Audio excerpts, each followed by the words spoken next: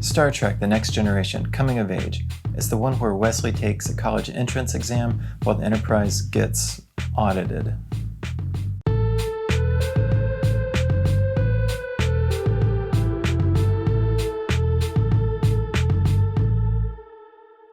Hey guys, welcome to Deep Space Tennessee. I'm Andrew Scates, and today we're talking about the TNG first season episode, Coming of Age.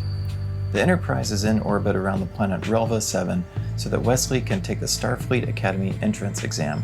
He's pretty excited about it, but also kind of bummed because his buddy Jake didn't pass the preliminaries and won't get to take it, but he's probably not as bummed about it as Jake is. Meanwhile, an old buddy Picard's, Admiral Quinn, is also at Relva 7 and beams on board the Enterprise. Picard is like, hey, great to see you and let's get caught up, but Admiral Quinn is all business today. He's brought along with him Lieutenant Commander Remick from the Inspector General's office. The three meet in private, and Admiral Quinn tells Picard that something is wrong with the Enterprise, and it's Remick's job to find out what that is, so he's going to interview everybody on board to get to the bottom of things. So Wesley is down on Relva 7 waiting at the testing center. As a side note, apparently the Academy is only taking one candidate from this place, and I'm thinking, just one? Really? There's a lot of starships and a lot of doofuses on them, so I find it a little hard to believe that they're that picky. Anyway, so Wesley is waiting there when one of the other candidates walks in, a teenage girl named Eliana, who's heard of Wesley's adventures on the Enterprise and she's totally into him.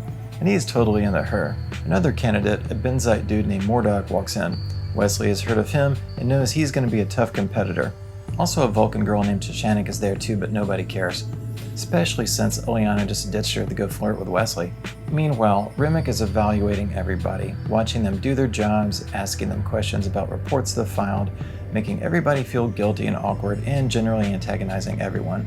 Everybody hates him, and Riker wants to punch him in the face and is being uncooperative, but he finally relents and goes in for his interview. As interviews go on, it's clear that Remick is trying to trip everyone up with their answers about the mission reports so that they'd say something that would incriminate themselves or Picard. Anyway, everybody hates him. So, back down on the planet, the kids have taken the first few parts of their entrance exam.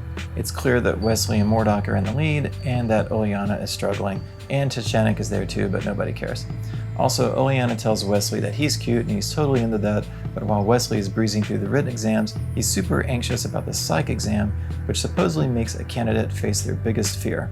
So anyway, during a break, Worf gives him some advice about facing your fears and stuff. I mean, what if your biggest fear is your struggle with anxiety? Maybe that's the test. But can you imagine taking the SAT, then they strap a cage full of rats to your face to evaluate your reaction? Sure, I did great with English and math, but I failed rats.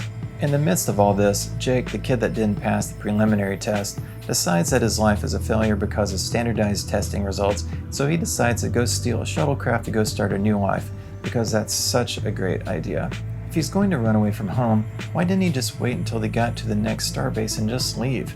Maybe avoid Grand Theft Shuttlecraft? That seems a lot simpler, but teen drama, am I right?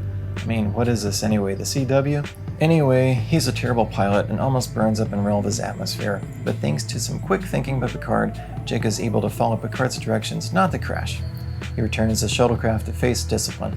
Also, even Remick seems slightly impressed by Picard's handling of the situation, but he keeps on doing interviews until Picard is fed up with it, so Picard goes to talk to Admiral Quinn about the whole thing.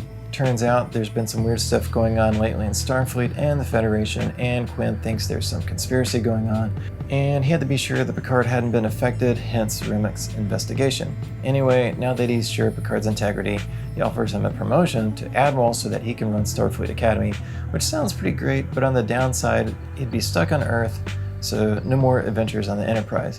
Picard says he'll think about it, but I mean, really, he's not gonna think about it. Anyway, it's time for Wesley's psych exam, so he goes to the testing room and nobody's there, not even rats. Suddenly there's an explosion outside and he runs to see what it is. There was an explosion in a nearby lab and a chemical breach, and 2 lab technicians are trapped inside, and there's no one else to help, but Wesley only has time to save one of them before the lab seals itself off to stop the breach. So he does that. And then the test instructor shows up and tells him that the lab breach was just a simulation to see how Wesley would react, to see if he would make a decision or freeze up.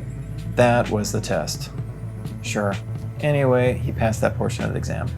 So all the candidates are gathered together to see who won, who will go to Starfleet Academy this year, and the winner is Mordok. So they all congratulate him, and the instructor tells the rest of them better luck next year. Thanks. Anyway, Ileana gives Wesley a flirty warning that she won't be so easy to beat next time. We never see her again ever. Also, Tashanik is there too, but nobody cares. Poor Tashanik. Such is life. Wesley goes back to the Enterprise, feeling super bummed and feeling like he let everyone down, but fortunately he did not feel led to steal a shuttlecraft and start a new life. At this point, I think they should just accept applicants that don't steal shuttlecraft. Anyway, Picard is like, nonsense, you tried your best, and hey, I failed my first time too, but don't tell anybody, okay? Also, Picard decides to stay on the Enterprise and not accept the promotion to run the Academy, so that happened too. Anyway, that's it. That's the episode. Wesley fails an entrance exam, the Enterprise gets audited, and Picard turns down a promotion. Coming of Age first aired in March of 1988, late in the run of the first season. While the story didn't have an obvious threat in the form of aliens or spatial anomalies, it did focus on some character development and some plot points for future story arcs, so it's interesting enough. I personally don't feel like every episode has to have an obvious threat, which is why I liked a lot of the later episodes of Deep Space Nine. I mean, they just straight up had a baseball game one time. Should put that on my review list. Anyway, this episode focused mostly on Wesley Crusher. So during the early years of The Next Generation, viewers did not respond positively to his character, perhaps put off by his nerdiness or his vast wardrobe of normcore sweaters. I wonder if it's specifically about him or if adult viewers don't like kid characters that actually act like kids. Or maybe, perhaps Star Trek viewers didn't like his awkward nerdy behavior because he reminded us too much of ourselves at that age. Also, a conspiracy, right? What's up with that? Stay tuned. Anyway, I give this episode a sure, why not? Alright, thanks for watching Deep Space Tennessee, and be sure you like, share, and subscribe. See you next time.